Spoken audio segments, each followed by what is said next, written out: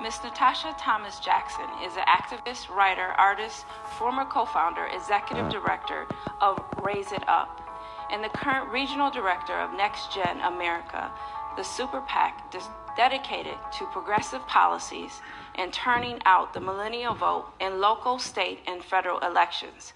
Natasha's work has been featured in Teen Vogue, on NPR, PBS, and Huffington Post, Mashable, BuzzFeed, and more. Her writings have been published in the Hollywood Reporter and in academic journals, congressional reports, and academic journals. In 2005, she wrote the foreword of the report co-published by Johns Hopkins University and the Black Congressional Caucus. This evening, Ms. Natasha will share with us the importance of social justice and community organizing. There is an art of science in effectively organizing in communities and making social justice a reality for all, one that involves empathy, interselectionality, and fundamental understanding of systematic challenges and individual and community faces. This talk will explore these issues and provide information, resources, and best practices for how we can practically engage communities to create a more socially just, inclusive, and healthy world. Let's welcome her.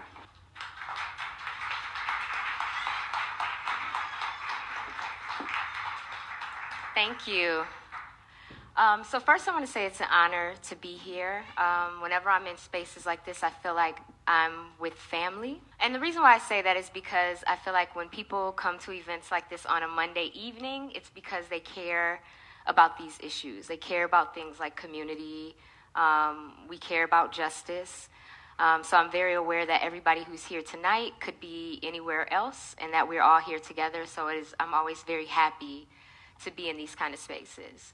But yeah, I want to talk tonight about things that are very important to me, things like justice, things like community. I feel like in the times that we're living in right now, with the administration that we have, it's very critical for all of us to be on the front lines, that there's really no time for us to be on the sidelines, and that there's a certain urgency about the work that needs to happen right now for us to make sure that everybody in this country and really in this world has the quality of life that they need.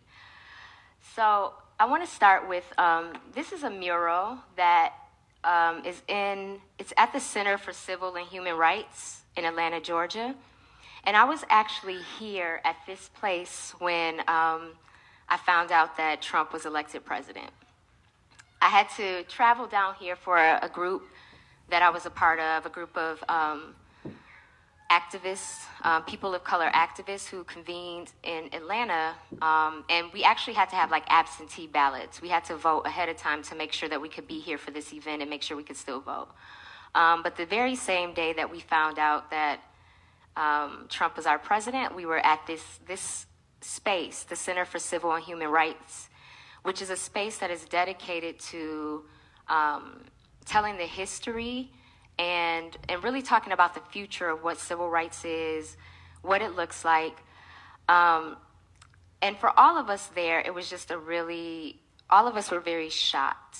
All of us were confused, there were tears, and then that mix of knowing the direction that we knew our country was headed in and being in this place at the same time really for us signaled that this is our civil rights moment right now.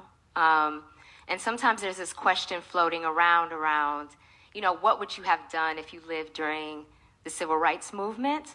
Some of us have lived during the civil rights movement, but there are a lot of people who did not.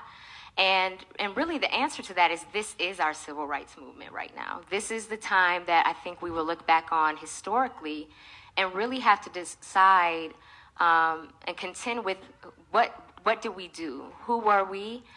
And did we sit on the sidelines? Because as much as we like to think that everyone was involved in the civil rights movement. What we do know about a lot of social justice movements is that they are always started and sustained by a small group of people. It's never the majority of people who are on board, because if the majority of people were on board, we would live in a very different world, right? If we would live in a very different world if everybody thought those things were important. So I think it's very important to acknowledge that even though sometimes the work of social justice and community organizing can feel very isolating, it could feel like there's not a lot of people dedicated to that, I don't think that it takes a whole lot of people. I think it takes very dedicated people who understand that this is a marathon and not a sprint, and that we sustain this work by keeping it going. So I also like to say, too, I like very interactive talks. I'm not a lecturer, so I will be asking questions. I like feedback because I like conversations more than lectures. So I have a question for anyone in the audience. So we know this is a cow, right? Obviously. If I were to say that this cow was sick, who would we say is to blame for this cow being sick? And you can just popcorn answers, you can throw it out. Who would be responsible for the cow being sick? Monsanto. Yes. Monsanto and Monsanto-like companies, yes. The owner, right? People sometimes say the farmer. The cow itself shouldn't have gotten sick. Okay. The environment. So if I ask the question now, as we kind of pan out from the individual cow, what would the answer be now? Monsanto. Right. So the environment, right? And I like to use this example because it's a pan out picture. It is, we start with looking at this individual cow, and we decide that this cow is sick, that this cow has some deficits, this cow is not healthy. And sometimes the original answer is, oh, well, it's the cow's fault, it's the owner's fault. And those answers are not necessarily wrong. But what I like to do in my work, just personally, professionally, and any work that I do, is to expand that picture out and to really look at the broader aspects of why things are the way they are and the root causes, because I think we have a lot of analysis of our what's going on in our world, and a lot of fixes that are Band-Aid fixes. We don't start at the root of the issue. And so I like to use this as an example to pull out that, like, now when we see this bigger expanded picture, we see that there are other factors that are involved in the idea of an individual cow being sick. And so that's why I have the tree here to talk about, like, roots, right? And so when we talk about, like, issues in our communities, when we talk about schools that are not properly educating and preparing young people for the world, when we talk about food deserts in communities where people don't have access to like healthy food, when people are living in situations where they don't have access to health care, there is sometimes a lot of focus on that individual person, right? And their personal responsibility and what people need to do, and these kind of bootstrap philosophies around, if you want to succeed, you need to follow kind of this American idea of individualism, which, by the way, is a myth, because individualism doesn't exist. All of us exist within community. All of us are interdependent, and our successes, our failures, all of that is connected to other people, right? And none of us are where we are through just our individual efforts. It's all through community. But as a country, we do like to preach a myth of individualism, right? And so when we see people in our communities who are not thriving, who are struggling, there can be an emphasis on this idea that those people, there's something wrong with those people, right? Those people, need to do this and do that. And so I really want to explore root causes. And for people in here who are working in social justice, I really want to emphasize that social justice work to me is both inner and outer work. It is the work that we do in our communities, whether we are organizing campaigns or we are voting. But it also is a lot of inner work. It is a lot of challenging our own assumptions. It's digging out our own biases. Because I feel like as people who live in this society, none of us are without biases. We live in a society that is racist. We live in a society that is homophobic. We live in a society that is white supremacist and classist and ableist. And so none of us get a pass. None of us are immune to that. It's part of our indoctrination and our conditioning from the time that we're born. From the moment I am born into this world, I'm exposed to media. I'm exposed to an education system. I'm exposed to all kinds of things that promote racism, sexism, ableism. And so I think the root of this work starts with acknowledging that, right? It starts with acknowledging that we all have that inner work to do. And to be completely honest, if I meet a person and they say, I'm not racist, I'm not sexist, I'm not classist, I'm not homophobic, I tend not to trust those people. And I say that because I feel like there's a denial there, because I don't think that any of us can truthfully say that in a world where we are constantly fed those messages, where those things are constantly reinforced. And so when I hear a person say that they are not that, I think I hear a person that says that they're in denial or that they've given up on doing this inner work that I think is lifelong. I don't think you're ever done with the work of rooting out the injustice that we are taught, not just when we're born, but throughout our whole lives. So this talk will really focus on those root causes, because I think nothing will really change until we do. So I want to start with I want us to kind of have some working definitions, because we all hear different words, and then based on our experiences, we have different definitions of those words.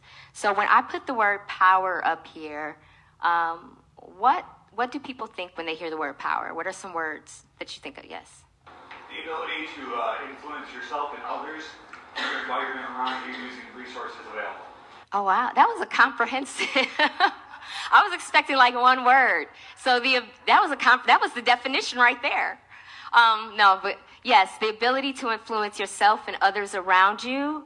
And I think you said something else. In the environment with the resources available. In the environment with the resources available. Thank you. Okay. Energy over time. Energy over time. Oh, yeah, the equation. Yes. Okay. Other thoughts when you hear the word power? Organized people, organized money. Organized people and organized money? Yes. Control. I think I saw a hand right here. People of privilege. Imbalance. Yes, I think all of those are correct. And I put power up here because I want us to kind of start with the idea of power. Who has power? And I'd like us to think about power in two different ways, of thinking about personal power and institutional power, because those are two very different things. And when we talk about personal power, I believe that everybody has access to personal power. Personal power, for me, in terms of like how I define it, is that you have power over your own thoughts, right? You have power over your own actions, your reactions, your own kind of personal sphere. We all have access to personal power. But there's also a thing called institutional power. And institutional power is, as young man said back here, it's the opportunity to make decisions not only about your own personal life and your own personal sphere, but then you make decisions for large groups of people. So your decisions don't just impact you and your life and your immediate circle. Those decisions become policies that then affect large populations and communities. And so I want to make that distinction, because sometimes when I talk about power, people conflate those two. They conflate personal institutional power, and they think I'm saying that certain groups don't have personal power, and that's certainly not the case. But we do know that in this country and really in this world that there are certain groups who have institutional power, who have had institutional power for a very long time, and use that institutional power to make decisions about everybody else. And often those decisions are decisions that are advantageous to that group and not always advantageous to the people who are outside of that group. So I wanted to start with power as a definition. The next word is privilege. When we hear privilege, again, and this is another word that I feel like privilege, people have different definitions, and it's a very polarizing word in the sense that people hear privilege and they get upset. When you bring up privilege in a room, it can get pretty fiery. So when I say the word privilege, what are the thoughts that come to your mind when you hear the word privilege? Wasp. Okay. The only privilege is power. Those two are the same. Yes. Okay. I was just thinking, like, when on Facebook and stuff, people hear about white privilege and they get all bent out of shape. They don't even want to think about it. Mm-hmm. You just think about it, Yeah. It's just ridiculous. Yeah. It's a word that evokes a lot of emotion for people. Unearned. Yes. Any other thoughts? Opportunity. I think unearned is for me, the key word in privilege, right? Because when you say privilege, a lot of times people do get very defensive, and they feel guilty. But one of the things that I like to stress about the word privilege is that privilege it's an unearned advantage. So essentially, as a person who's born as an able-bodied person, I have able-bodied privilege. It wasn't something that I earned for being a good person. It wasn't something that I did. It's something that I get just from being born who I am. And that's something that I like to remind people, because when people get upset about privilege, they think that you're saying that they've never had to struggle, that they've never had a hard time in life, that they're bad for existing. And that's one way to handle privilege. Another way is to look at privilege as an unearned advantage that I might have as a person in this world, and how might I use that unearned advantage to create more access, more equality for people who do not have it. So that privilege, rather than feeling guilty about it, is an opportunity for me to serve. It's an opportunity for me to be responsible for other people who was not born under the conditions I was born under. But unearned, I feel like, is a very important piece to privilege and understanding privilege. So, all right, and the last term is oppression. When we hear the term oppression, what do we think? Minorities, no power, systematic, institutionalized, without a voice, trauma. Yes, it's a great one. Yes, I think all of these are right. So oppression is, and one thing I would add to all of these thoughts about oppression, which I think all of them are correct, is also sustained. Oppression is one of those kind of things that it happens over periods of time. It's not a one-day thing, and it kind of goes back to what somebody said around trauma, that if you are part of communities, marginalized communities, that oppression is a sustained thing, right, that we have to contend with. So I work a lot with young people. I also work with adults, and I like to use this exercise because this exercise tends to work with both groups. I've used this exercise with people in elementary school all the way up to like well into adulthood. And what this is it's called a social location wheel. It actually has a few different names. But what it does is it takes some of our social identities, because quite honestly, this wheel could be a lot larger. It could include things like education. It could include, a lot of other different ways that we identify ourselves. But what it is it slices up kind of like the different social identities.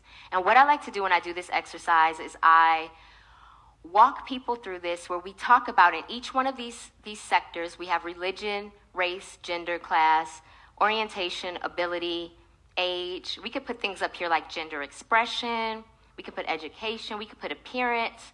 But what we like to do is go through and identify who in this country, and we say this country specifically because this can be different depending on where you do this, which group has the institutional power in this country. So when we talk about religion, who would we say has the institutional power of religion? Christians, right? We're going to get to class. For religion, Christian, right? And mind you, we don't always come to a consensus in the room. There have definitely been rooms where people have said to me, I think the Muslims are taking over, so I think it's Muslims. But my answer for this is always Christian in this country. And there are some examples that we can see why that is. When we have to go to a court in this country, what do we swear on? We swear on the Bible, right? We don't swear on a Torah. We don't swear on a Quran or any of the other sacred texts for any of the other religions. We swear on the Bible. We have, we have like religious language on our money, right? So we know that in this country, Christianity is the religion that's in power. All of our presidents have at least had to, I would say, pretend to be Christian. I won't go as far as to say that they have actually been, at least for how I would define a Christian, but they've definitely had to at least give lip service to being Christians, which speaks to the institutionalized power of Christianity. When we talk about race, what race is it here in this country? It's white, right? And we can see that one of the ways that I help people understand institutionalized power is I ask them to think about who is in our seats of power. When we think about who's in Congress, what do those people look like? When we think about who's at the top of Fortune 500 companies, what do those people look like? And that helps us to get a visual idea of what we mean by institutional power. So we have white. When it comes to gender, male and cisgender males, right? So this includes, gender expression is much more fluid than how we've been traditionally taught to think about it, right? And cisgender males. So this means that women, trans men are also outside of this axis of power. But yes, in gender, it's males, and we can see that in a lot of different ways. Again, looking to our institutional seats of power, looking at the fact that cisgender men make more, for the same job than any of the other groups. So those are all examples. When it comes to class, if we think about this as people with low income, middle class, or wealthy, I think this is a pretty obvious one, but who has the institutional power? Wealthy folks, right? And I'm glad I'm in this room, because I promise you there are times when I'm in the room where we're not all on the same page. And there are some people who are like poor people because they're entitled and they get benefits. And no, it's not always this easy. I promise you, I'm so happy to be here.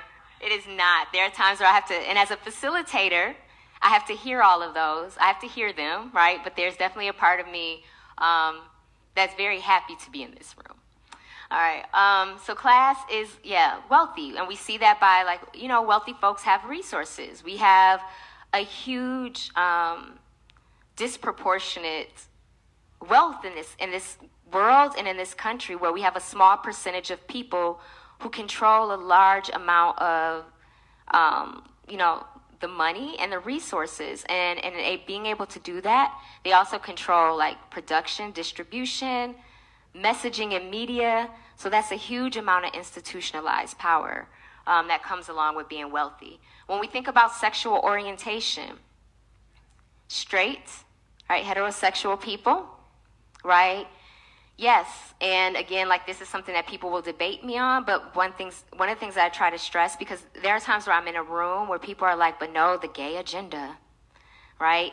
And I always have to remind people that when people are oppressed or marginalized and they start to finally get the rights and the civil rights that they deserve, the people in power usually feel very threatened. They usually feel like, oh my gosh, this is a takeover. They're taking over, when really what's happening is people are finally starting to get those rights that they have always deserved.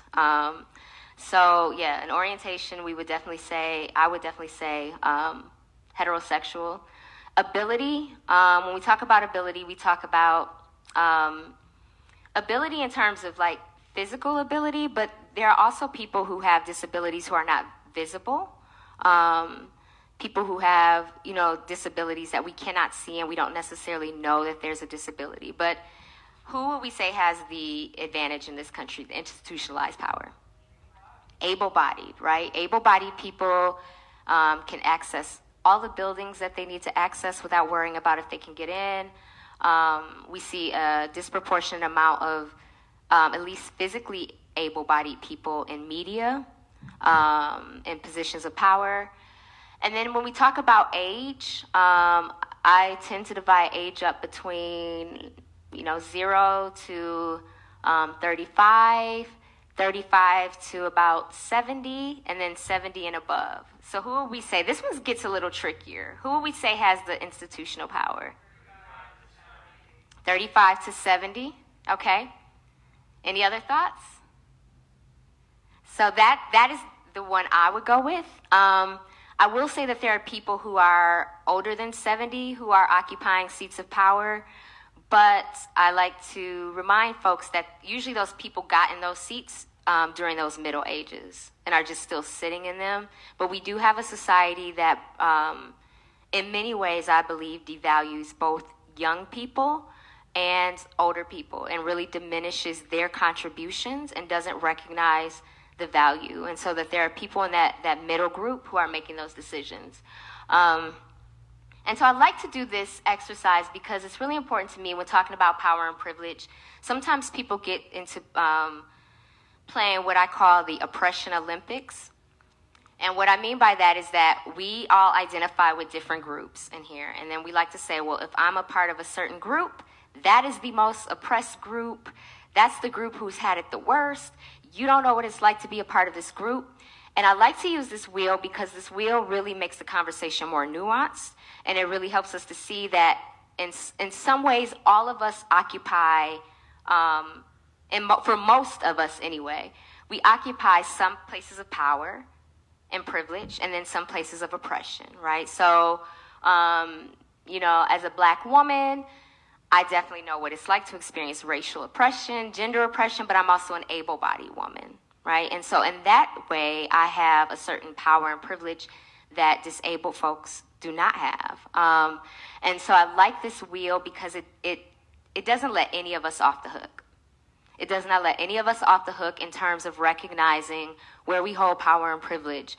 And I think that that's really important because there's a term called intersectionality. Has anybody heard of this term? Yes. Okay. So intersectionality is one of these terms that used to be really just kind of stuck in like academic circles, and through like the power of just kind of like the internet and how information is spread, it's really becoming a mainstream word, and I'm very happy that it is. But the term intersectionality came about. It is a term that was coined by Kimberly Crenshaw, who is a feminist, a Black feminist. She's a legal scholar. She's a mentor of mine. And she coined this term actually in 1989. And the reason why she coined it is because as a legal scholar, she came across a case called, I can't think of the name of the case right now. It's Graffin Reed versus, I believe it was Ford is the company. But what happened was there was a group of women, Black women, who wanted to sue their company for racial and gender discrimination because they worked at a company where the company had two different like sections of their company. So they had a factory where they would put together parts, and then they had a front office that was kind of like a receptionist office where people would come in. And so in the factory, they would hire men, including Black men. And then in the front office, they would hire women, but they would hire white women. So what happened for these black women is that they couldn't get hired in the factory because they weren't men, and they couldn't get hired in the office because they weren't white. And so they wanted to do both a racial and a gender suit against this company. And they were told by the judge that they could not do that they could not combine those two, that they needed to decide whether they were going to go with gender discrimination or race discrimination. And for either one of those singularly, the company had a defense. You know, the company could say, if you're suing them for racism, but we hire black people. And if you're suing them for gender discrimination, but we hire women.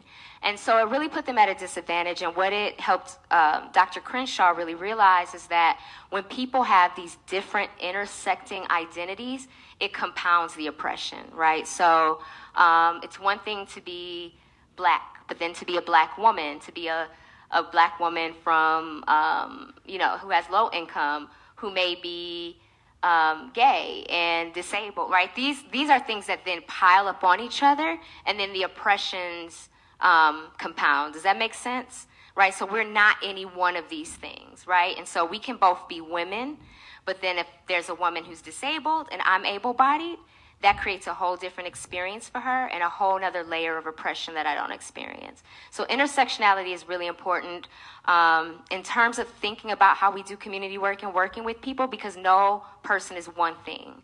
And depending on how many spaces they occupy of being marginalized, it creates more and more levels of oppression that they have to work through. So we have a few more minutes before we get into like a Q&A, but one of the things I wanted to think about in terms of when we're doing community organizing and social justice work is to really develop what I consider a holistic and intersectional approach. And by intersectional, I mean really thinking about it in all of those pieces, not simplifying this work and understanding that it is very messy, identity is very messy. And so how do we do this work being as conscientious, as respectful of people in the communities that we're working with? And how do we do this work also while really examining ourselves and thinking about how our own assumptions about people's identities and who they are and who we are impact that? So one of the things I think is really important to start with when you're doing any community organizing work is, again, like understanding the roots of power, privilege, and oppression, where they are in you and in your community. And I say that because I work with an organization that is, in some ways nationally, I feel like our state team is very diverse, but nationally it's a very white organization. And sometimes it does a lot of its work in communities of color. And so there needs to be a lot of examination about what the attitudes are of, young white college kids coming into communities of color. What are their assumptions about people in those communities? How are they, even if they're coming to help, those deeply ingrained ideas about those people are still problematic. They still come through. And so it's really important, I think, any social justice work, like I said, it involves a lot of inner work and a lot of honest conversation with yourself about who am I, what do I think, what am I assuming about people? And then understanding where my power, privilege, and oppression is in me first, and then recognizing it in the community. It's easy to go into certain communities and see problems and issues, and again, just attribute those issues to individual failure, right? Individual lack of ambition and will, right? Without really taking into account the generational trauma that happens in these communities, the ways that communities are disenfranchised by outside forces who exploit those communities. And then one of the things I really like to point out to people, particularly when it comes to the Black community, is people really have what I consider an unrealistic timeline of how things have happened. The civil rights movement really kicked off in the 60s. That's not a long time ago in the big scope of things. And what I say by that is chattel slavery lasted 400 years, right? And I like to put those two things up because I want us to compare 400 years versus 60 years. And I don't feel like we get the full scope of how deeply traumatic and brutal chattel slavery was, right? I think sometimes we'll see certain things in media, we'll read certain books, and we'll think like, oh, it was just kind of like, you know, slaves being taken care of on a plantation, right? But I really want us to really think about the fact that, like, families were separated like that. So I want you to think about if you have a family member at home, right, and you come to an event like this, or you're doing something, and you go literally back home and that person is gone, right? And there's no way to access that person. There were, you know, it's brutal. It was a brutal, very brutal history that lasted for a very long time. So when we think about, and not just with the Black community, we think about like what indigenous people have had to go through in this country, right? We think about things like the Holocaust. These things are generational traumas, and science is starting to show us a very kind of new research, but there's science that shows that generational trauma lives on in us. Right, and that is kind of a new science, but it is, we carry those things. And those things are deeply embedded in the community dynamics when we go to communities that have experienced both historical trauma, but then also experience daily trauma of being denied access to resources, being disempowered.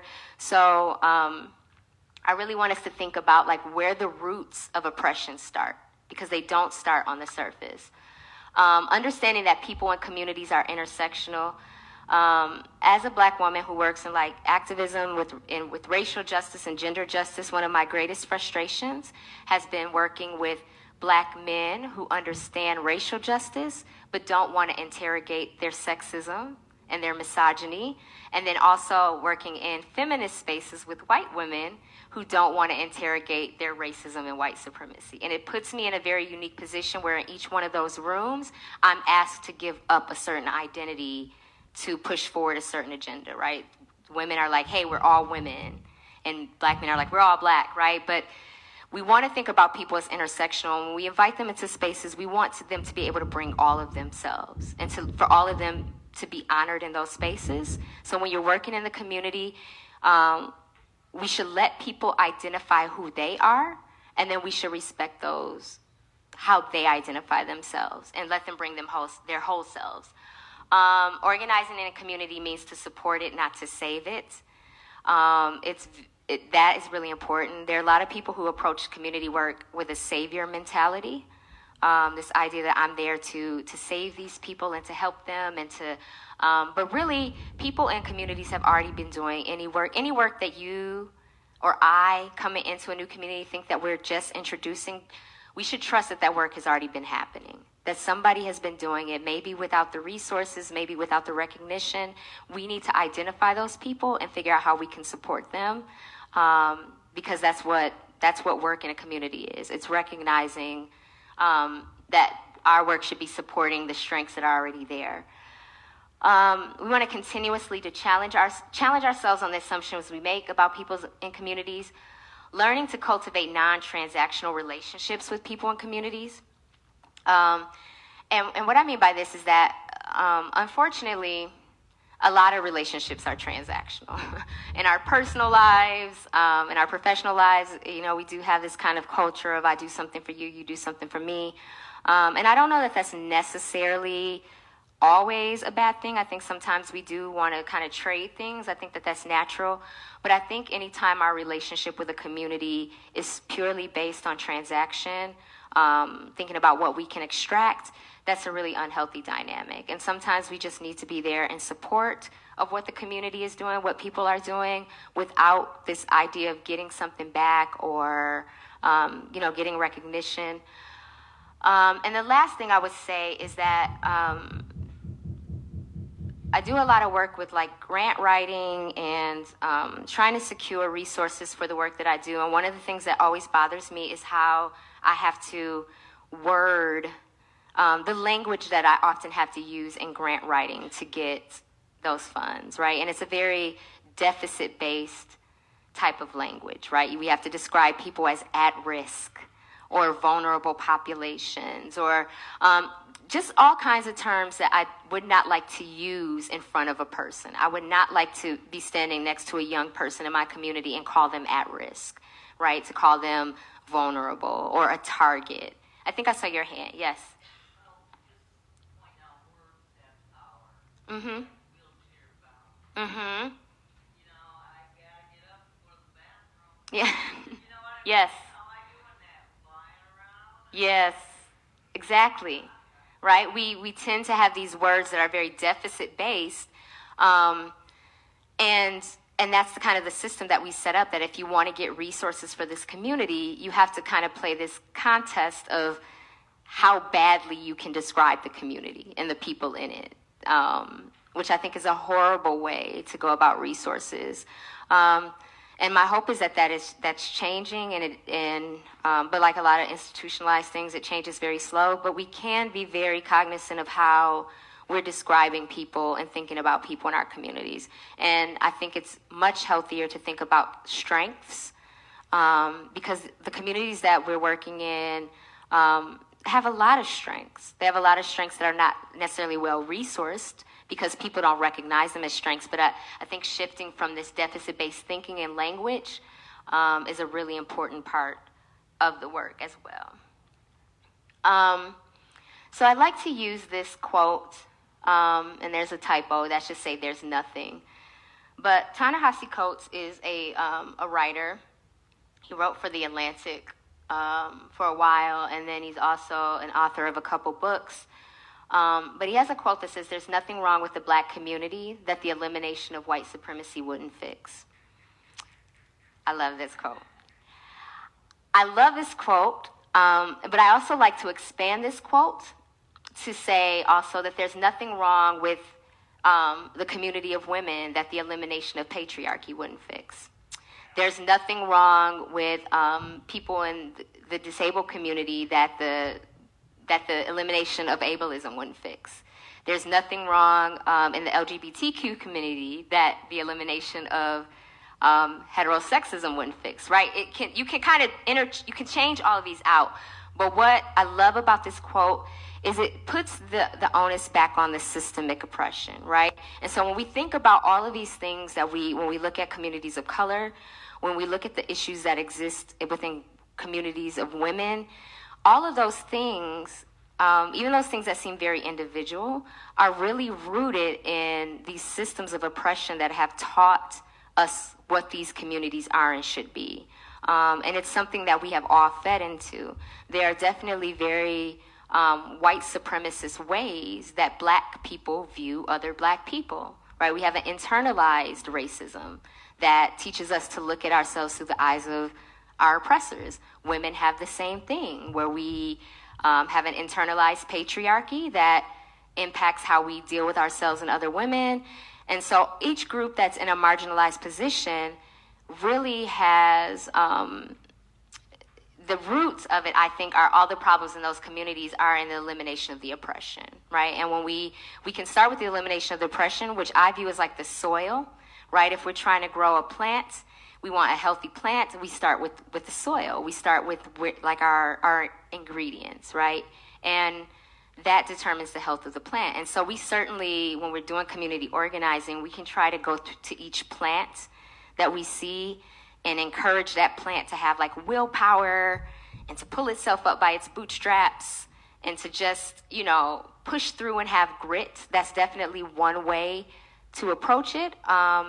And I think that can be a healthy way in some ways. Like, we want to help people learn to be resilient in tough conditions, but I think it's a much more effective and efficient way to address the conditions, right? To start with, like, what are we putting into the soil? What is our soil? What is our water like? What are the conditions that grow this plant?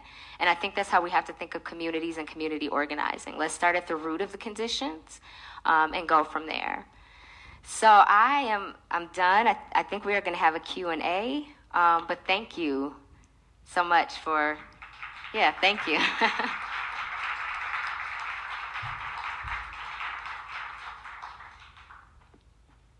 Thank you to our interpreters, too. First question?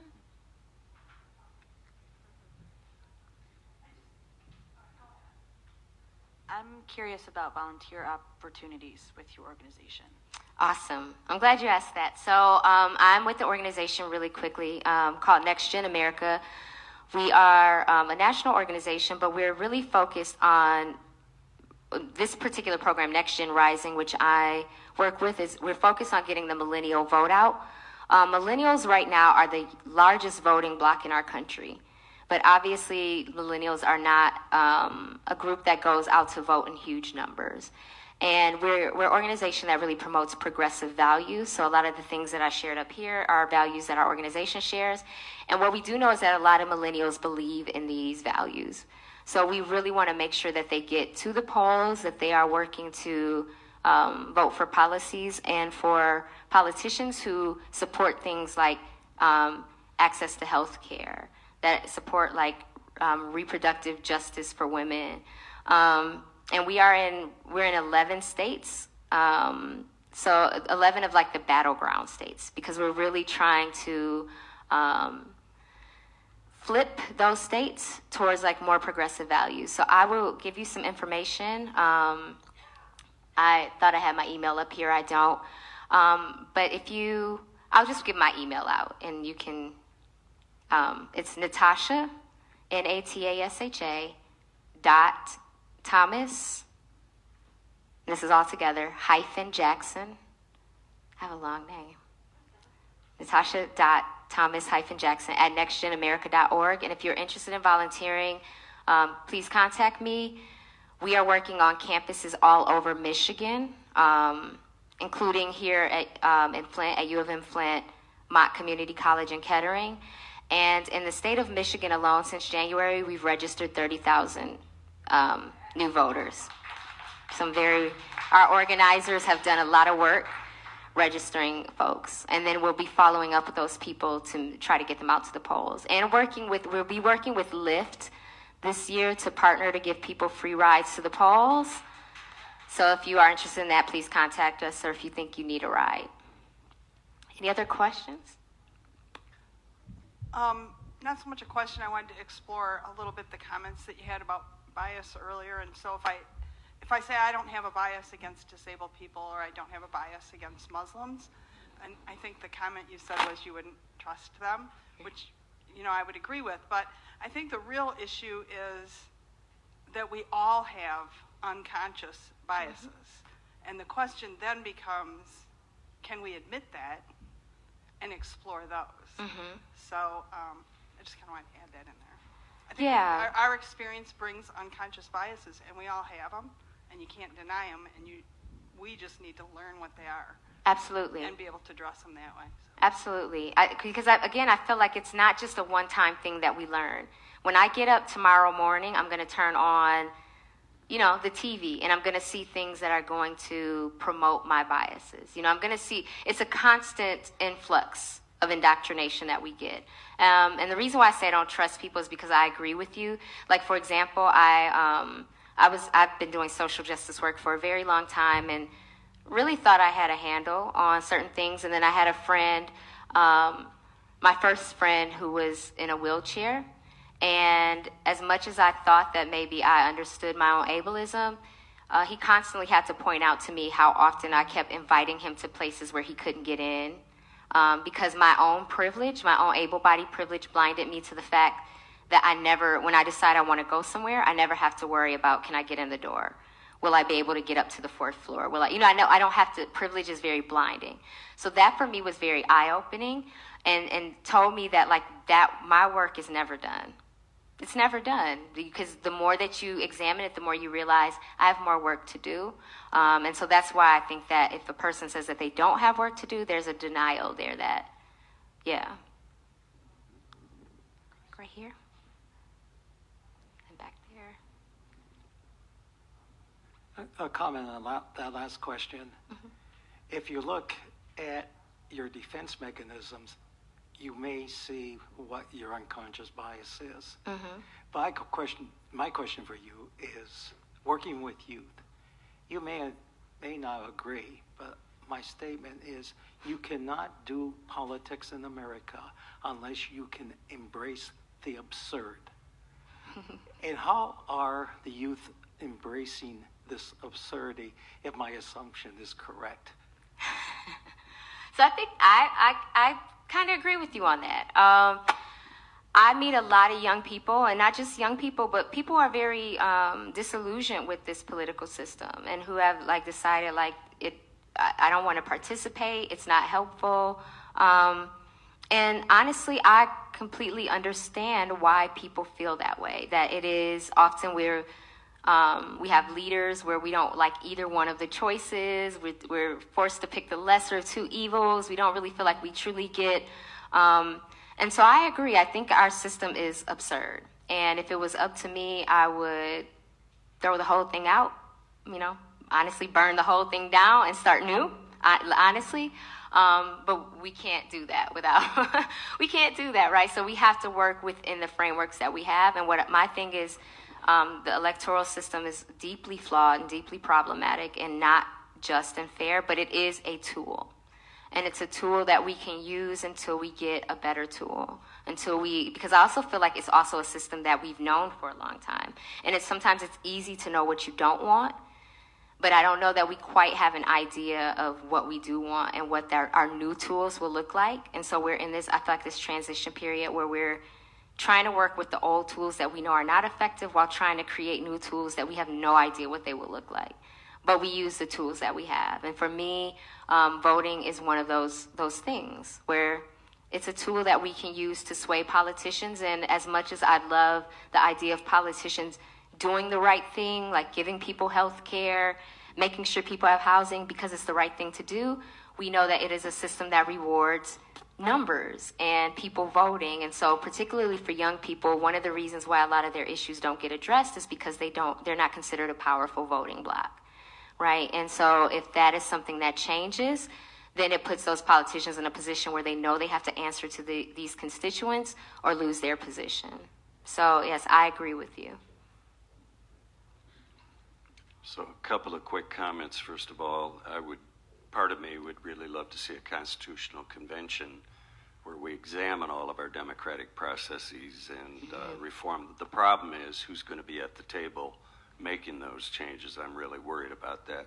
Second comment, the pie graph about advantages and disadvantages in those categories, some that came to mind, geography, family, health. But here's my question. So I spoke here last week, and like you, I suspected I was going to be preaching to the choir in a way, and I think the choir needs work all the time. You've got to learn how to sing your songs better. But part of me also tried to figure out how do we reach out to the other choirs in America who are singing different songs.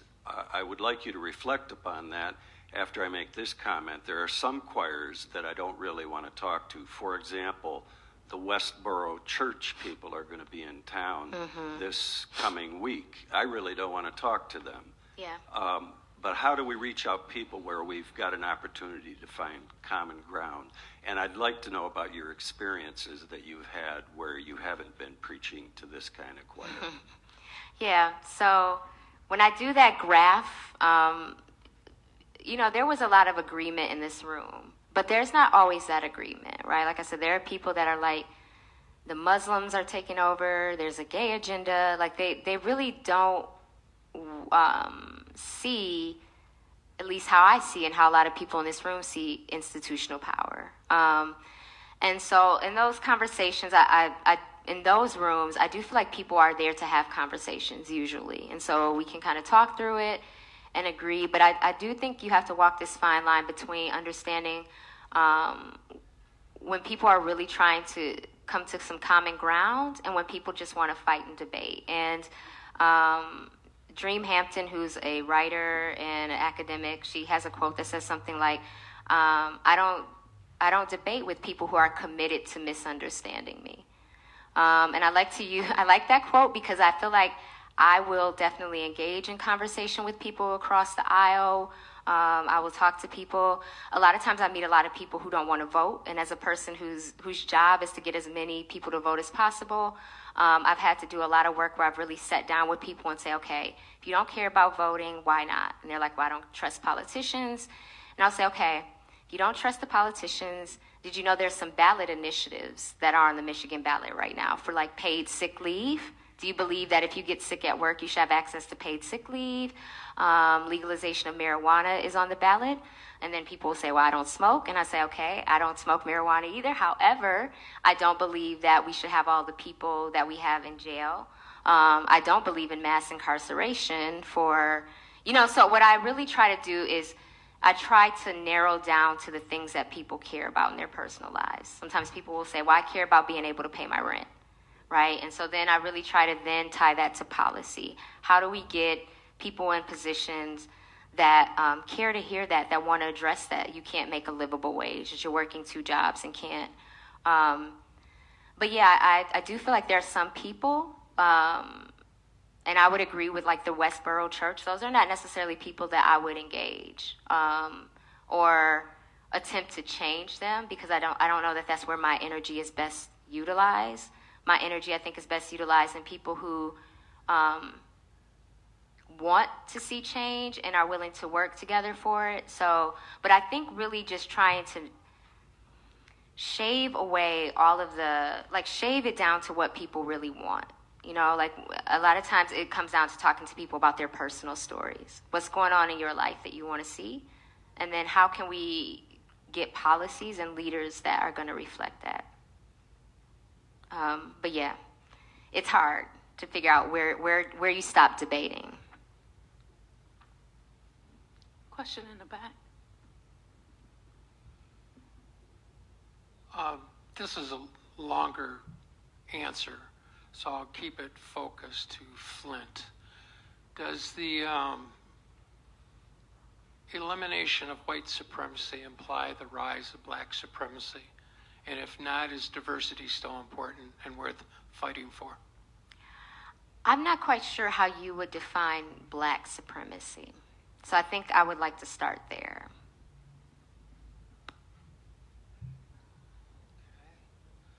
Black city councilman says he's going to run a recall on all the white city councilmen. City council at their committee meetings are openly on both races, calling each other racist. Where does this game end? So, and I think this doesn't necessarily have to just apply to white supremacy. It can apply to like patriarchy, right? Again, I think when people, and I do make a distinction between white supremacy and racism. Because there's a scholar, Bell Hooks, who is someone that I really admire, and she uses the term white supremacy because racism gives the idea that everybody has equal opportunity to be racist, and to have like the power to be racist. And I'm of the belief that everybody can be prejudiced, everybody can be discriminatory, and none of those things are right. But I do not believe that black folks or people of color in general have had the access and the resources and the institutionalized power that white supremacy has afforded white people. I feel the same way about men. I feel that we have a system of patriarchy that has not afforded women in a very broad, institutionalized, systemic way over sustained time, the resources and the power to do things even as simple as making decisions about our own bodies. So I say that to say, when I hear the idea of a rise of black supremacy, or even what I'm hearing from a lot of men now, given that women are being very vocal, that there's a sense of being threatened, right? Like that the matriarchy is about to take over, or that black supremacists are about to take over. And I don't really think that's what's happening, or for example, for heterosexual people, that the gay agenda is about to take over.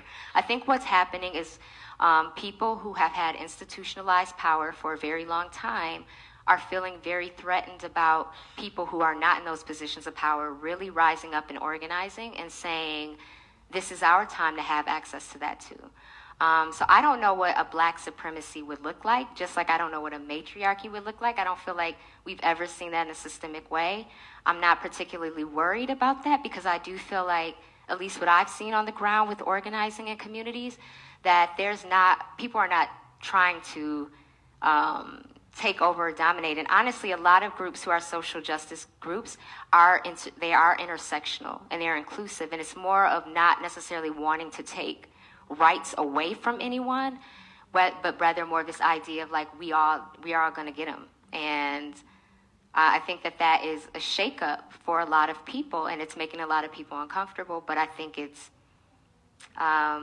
it's an idea whose time has come, and it's happening. And I think it's a good thing, personally. So.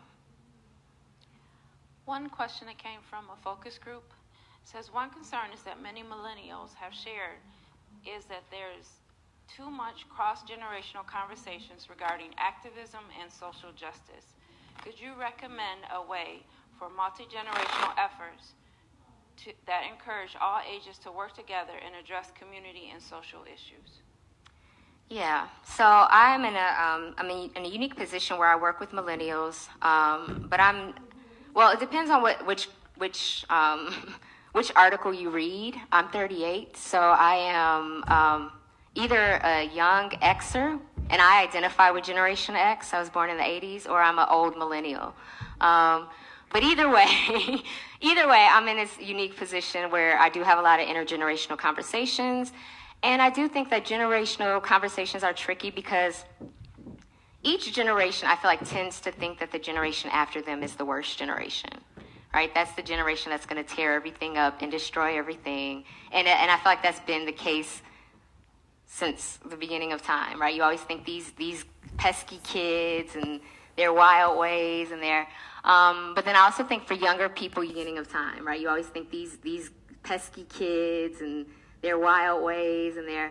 but then I also think for younger people do not recognize the importance of knowing their history all the time, and that there are things that we repeat as young people because we do not have a historical context. We don't really value the wisdom and the experience of generations who have went before us and who have fought this fight before, right? They've fought this fight. These things are secular. They come back around. So I think one of the things that I encourage with generational conversations is that we recognize that each generation, there's no generation that's better or worse than the other generation. As much as we like to think that that's the case, that somehow our generation is the best generation, it's not the case. And that each generation has unique challenges.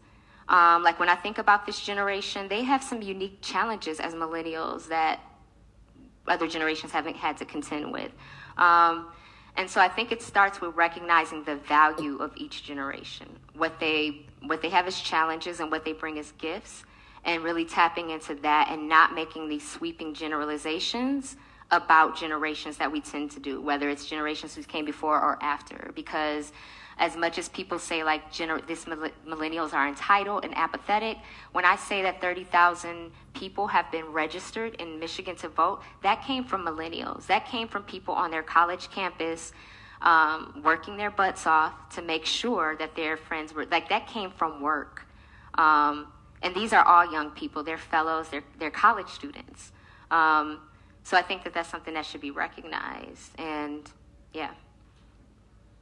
While we're closing up the question and answer, please be sure to fill out your self-evaluation before you leave. I just wanted to say how much hope this younger generation has given me, like with the Parkland shooting, yes. These young people, and then again, the intersectionality they brought into that. You know, they included the inner city violence along with the gun violence they experienced. And to me, I just want to hand it over to them, and get out of the way.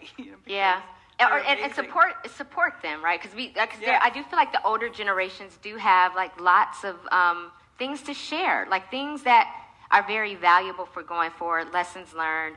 So I tend to think of like young people as like the muscle, right? They're on the ground, but I also tend to think of older generations as like the wisdom and the knowledge that can help like really guide that muscle in really effective ways. Yeah, I think it takes all of us. Any other questions? Yep, question in the back. It wasn't so much a question, but just when you were talking about how you go into communities, how some people come with this disillusion that they have to save it instead of support it, and that's one of the biggest things when I'm when I'm in, the Civic Park area with Joy Tabernacle, that's one of the main things they say. Don't come if you don't want to be a part of the community, because we don't want you here if not. Yeah. And especially the language that we use, that you touched on it as well. I think those are really key points to keep in mind when, we do want to be somewhat the savior sometimes, but we have to realize that this is a community, and no one's better than.